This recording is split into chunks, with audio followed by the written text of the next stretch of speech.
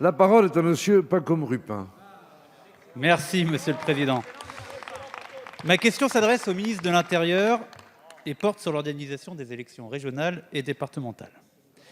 À cause de la situation sanitaire, nous avons adopté en février dernier, à l'unanimité, un texte de loi, rapporté par notre collègue Rémi Rebeyrotte, qui visait à reporter les élections régionales et départementales en ce mois de juin. Nous pensions, à raison, que les conditions pour organiser ces scrutins seraient bien meilleures en ce moment qu'elles ne l'étaient en mars, grâce notamment à la campagne de vaccination. Nous avons été de nombreux parlementaires à confirmer ce choix en avril lors d'un vote proposé par le gouvernement au nom de l'article 50-1 de notre Constitution. Oui, les scrutins des 20 et 27 juin auront bien lieu, bien qu'ils représentent un défi pour tous ceux qui ont la charge d'organiser les élections. Les candidats ont pu faire campagne, certes dans des conditions dégradées, mais aussi grâce aux débats organisés par les chaînes de télévision régionales du service public. Mais à quelques jours du premier tour, certains de nos concitoyens ont encore besoin d'être informés et rassurés sur la bonne organisation de ces scrutins. Est-ce que suffisamment de moyens nécessaires ont pu être mobilisés par l'État et les mairies pour organiser ces deux scrutins en même temps? Quel sera le protocole sanitaire qui devra être respecté dans les bureaux de vote? Les nombreux bénévoles que sont les assesseurs ont-ils pu avoir accès à la vaccination en priorité? Est-il plus facile de faire une procuration? Vous venez de répondre à un certain nombre de ces questions. C'est pour cela que je souhaite vous en poser une de plus long terme.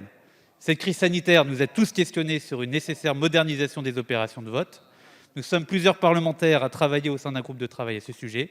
Nous aimerions savoir, fort de l'expérience de l'organisation de ce scrutin dans des conditions exceptionnelles, quels changements le ministère de l'Intérieur voudrait pérenniser ou proposer pour continuer à moderniser les opérations de vote dans notre pays. Je vous remercie. Merci, cher collègue. La parole est à monsieur Gérald Darmanin, ministre de l'Intérieur. Merci, Monsieur le Président. Monsieur le député Rupin, moi aussi, je veux saluer le travail que vous avez fait et qu'a fait Rémi Rebeyrotte avec vous et l'ensemble des parlementaires, et qui a eu le bon sens, pour le coup, de reporter ces élections au mois de juin, qui se tiendront, et qui est un défi grâce aux préfets, aux sous-préfets, aux agents de préfecture, mais bien sûr aux maires, en premier lieu, qui organisent avec leurs agents, avec le concours des partis politiques, ces scrutins des 20 et 27 juin. C'est un défi parce que d'autres pays, en tout cas, ont reporté leurs élections, et notamment leurs élections nationales, faites nationalement, si j'ose dire, comme les régionales ou les départementales locales, et que nous les tenons avec le défi de la vaccination. Je l'ai évoqué il y a quelques instants avec votre collègue. Alors, quelle est la réflexion qu'on peut avoir pour demain? Je pense que nous pouvons moderniser une grande partie de notre appareil électoral, à la condition de tenir, et me semble-t-il pour le ministère de l'Intérieur, et pour moi-même, si vous me permettez cette expression, et me semble-t-il pour le gouvernement de la République, la sincérité du scrutin qui vient avec la confidentialité de chaque vote. Et la confidentialité de chaque vote, elle est difficile à obtenir de façon certaine lorsqu'elle ne se fait pas physiquement dans un bureau de vote. Alors cependant, ça n'exclut pas des modernisations. Vous avez vu que nous faisons notamment la procuration électronique, 2 procurations portées par une personne.